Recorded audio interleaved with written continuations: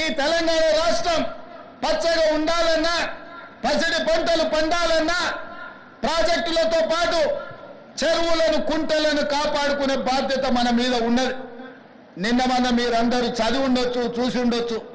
రేవంత్ రెడ్డి గారికి ఏమొచ్చిందయ్యా, హైడ్రా పేరు మీద మీ చెరువుల్లో విలాసవంతమైన విల్లాలు కట్టుకుంటే ఆయన నేల గూలుస్తున్నాడు అని. నేను ఒక్క మాట అడగదలుచుకునే వేదిక మీద నుంచి తెలంగాణ ప్రజల్ని, ముఖ్యంగా హైదరాబాద్ నగర వాసులని, 1908లో ఈ మహానగరం మీద వరదలు ఉప్పెనై కమ్మేస్తే వేలాది మంది ప్రాణాలు కోల్పోతే ఆనాటి నిజాం సర్కార్ మోక్షగుండం విశ్వేశ్వరయ్యను ఆర్కిటెక్ట్గా నియమించి 100 కోట్ల రూపాయల నాడు ఖర్చు పెట్టి ఉస్మాన్ సాగర్, హిమాయత్ సాగర్ ను నిర్మించిండ్రు. అనంతగిరి కొండల నుంచి వచ్చే వరదల్ని నిలువరించిన నీళ్లను ఈ మహానగరానికి తాగునీటి వసతులుగా ఏర్పాటు చేసింది. ఒకనాడు ఎక్కడి నుంచి హైదరాబాద్ నగరానికి తాగునీళ్ళు వచ్చేది కాదు. ఉస్మాన్ సాగర్, హిమాయత్ సాగర్ నుంచే లక్షలాది మంది హైదరాబాద్ బిడ్డలకు తాగడానికి నీళ్లు ఇచ్చారు. హైదరాబాద్ దాహార్తిని తీర్చిన ప్రాజెక్టులు గండిపేట, హిమాయత్ సాగర్. ఇలాంటి ప్రాజెక్టుల చుట్టూతా బాగా సంపాదించుకున్న వాళ్ళు, ఆగర్భ శ్రీమంతులు ఫామ్ హౌజులు కట్టుకున్నారు. వాళ్ళు ఫామ్ హౌజులు కట్టుకుంటే మనకు అభ్యంతరం లేదు, వాళ్ళు సంతోషంగా ఉండడమే మనకు కావాల్సింది. కానీ ఆ ఫామ్ హౌజులలో ఉన్న డ్రైనేజ్ కనెక్షన్ లేదు. వాళ్ళ డ్రైనేజ్ తీసుకొచ్చి గండిపేట నీళ్ళలో కలిపిండ్రు. వాళ్ళు వాడిన డ్రైనేజ్ నీళ్లు గండిపేట నీళ్ళలో కలిస్తే ఆ నీళ్లు తాగడానికి నగరానికి ఇస్తున్నాం. నేను అడుగుతున్న మిత్రులారా, ఇవాళ మీరు చెప్పండి, ఎవరో బలిసినోడు కట్టుకున్న ఫామ్ హౌస్ డ్రైనేజ్ నీళ్లు గండిపేట తాగి నీళ్ళలో కలుస్తుంటే ఆ నీళ్ళని నగర ప్రజలకు తాగడానికి ఇస్తే ముఖ్యమంత్రిగా నేను వైఫల్యం చెందినట్టు కాదా? ఒక్కసారి ఆలోచన చెయ్యండి. భవిష్యత్ తరాలకు అందించాల్సిన బాధ్యత చెరువులు, కుంటలు, నాలాలను ఎవడెవడో ఆక్రమించుకుంటే వాళ్ళ ఆక్రమణలో చెరబడితే ఇవాళ నగరం మీద ఉప్పెనై వరదలు వస్తున్నాయి. ఆ వరదలు ఎక్కడికి వెళ్తున్నాయి? బస్తీలో ఉన్న పేదోళ్ళ ఇళ్లకు పోతున్నాయి.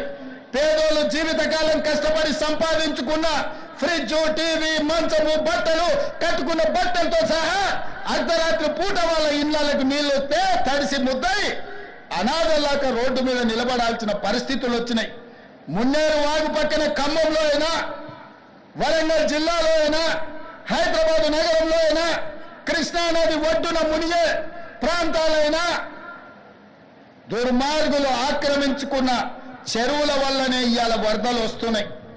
అందుకే హైడ్రాను ప్రారంభించినాం. హైడ్రా స్పెషల్ టాస్కే ఈ చెరువులను ఆక్రమించిన వాళ్ళను చెరబట్టాలని, చెరబట్టిన వాళ్ళ నుంచి విడిపించాలని, అలాంటి వాళ్ళను అవసరమైతే చెరసాలకు తోలాలనేది నా ప్రభుత్వ విధానం. అందులో ఎంత గొప్ప వ్యక్తులున్నా, ఎంత మహామహులున్నా వాళ్ళు చెరువులను వదలక తప్పదు. అందుకే ఈ వేదిక మీద నుంచి గొప్ప వ్యక్తులకు నేను విజ్ఞప్తి చేస్తున్నా, అయ్యా, ఆక్రమించుకున్న చెరువులను మీరే వదలండి, గౌరవంగా పక్కకు తప్పుకోండి, నీటిపారుదల శాఖకు అప్పగించండి, మీకేం కావాలనో పోయి దూరంగా కట్టుకోండి.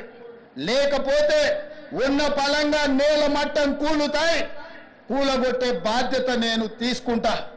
ఇలా ఎఫ్టీఎల్లో కానీ, బఫర్ జోన్లో కానీ, నాలాలలో అక్రమంగా నిర్మాణాలు ఏవైతే ఉన్నాయో వాటన్నిటినీ నిరభ్యంతరంగా మేము తొలగిస్తాం.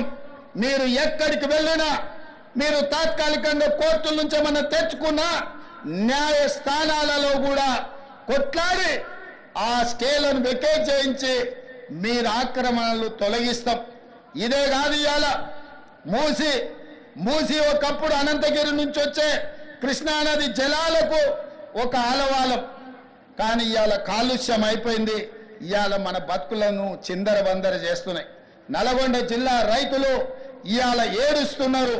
హైదరాబాదు నగరంలో నుంచి వచ్చిన కాలుష్యం నల్గొండ ప్రజలకు చేరుతుంది. అక్కడ పంటలు కూడా విషమయమైపోయినాయి. మా కోమటిరెడ్డి వెంకటరెడ్డి గారు పదే నా దృష్టికి తీసుకొచ్చి నల్గొండకు వస్తున్న కాలుష్యాన్ని నియంత్రించండి, మూసిని ప్రక్షాళన చెయ్యండి అని. అందుకే కేంద్ర ప్రభుత్వ సహకారంతో మూసీ ఆక్రమణలు తొలగించి మూసీని ప్రక్షాళన చేసి ఒక అద్భుతమైన మూసీ రివర్ డెవలప్మెంట్ ఫ్రంట్ ను అభివృద్ధి చేసి పేదవాళ్ళకు అక్కడ వ్యాపారాలు చేసుకోవడానికి అవసరమైన అవకాశాలు కల్పిస్తాం. మరి ఇవాళ మూసీ పరివాహక ప్రాంతంలో పేదలు ఆక్రమించుకొని ఉన్నారు. జిల్లాల నుంచి వచ్చి ఇల్లు కట్టుకొని ఉన్నారు. రూపాయి కూడబెట్టి గుడిసెలేసుకొని బ్రతుకుతున్నారు. వాళ్ళ పట్ల మానవత్వంతో వ్యవహరిస్తుంది ప్రభుత్వం. మూసీ నాలలో ఉన్న శాశ్వత నివాసదారులు ఎవరైతే ఉన్నారో వాళ్ళందరికీ డబుల్ బెడ్రూమ్ ఇల్లు ఇచ్చే బాధ్యత ఈ రాష్ట్ర ప్రభుత్వం తీసుకుంటుంది. దాదాపుగా 11,000 మంది అక్కడ ఇల్లు ఉన్నాయి. ప్రతి వాడికి 11 కాదు, అవసరమైతే 12,000 మంది అయినా ప్రతి వాడికి డబుల్ బెడ్రూమ్ ఇల్లు ఇచ్చి వాళ్ళని ఆత్మగౌరవంతో బ్రతికేటట్టు ఈ ప్రభుత్వం పునరావాసం కల్పిస్తుంది. అట్లాంటి కార్యక్రమాలలో ఇవాళ శిక్షణ పొందిన ఈ ఎస్ఐలు ప్రజల సహకారం కోసం మీరు బాధ్యత తీసుకోవాలి. అదేవిధంగా ఎక్కడైతే ఆక్రమించుకున్నారో మూసీలు, ఎఫ్టీఎల్, బఫర్ జోన్, నాలాలో ఉన్న వాళ్ళు తొలగించండి. ప్రభుత్వ భూముల్లో లేకపోతే ప్రైవేట్ భూముల్లో అనుమతి లేకుండా కట్టుకున్న వాళ్ళని ఏదైనా రెగ్యులరైజ్ చేయడానికి స్కీమ్ ఉంది. కానీ ఎఫ్టీఎల్, బఫర్ జోన్, నాలాల వాటికి రెగ్యులరైజేషన్ స్కీమ్ లేదు. ఇవాళ కాకపోతే రేపైనా వాటిని తప్పకుండా తొలగిస్తాం. వాళ్ళ పట్ల కఠినంగా వ్యవహరిస్తాం. మీ అందరికీ నా విజ్ఞప్తి ఒక్కటే, రేపటి నుండి ప్రజల దగ్గరికి వెళ్తున్నారు. తెలంగాణ ప్రజలకు విశ్వాసం, నమ్మకం కలిగించండి. మన రాష్ట్రంలో గంజాయి మాట ఎత్తాలన్నా, డ్రగ్స్ గురించి ఆలోచన చెయ్యాలన్నా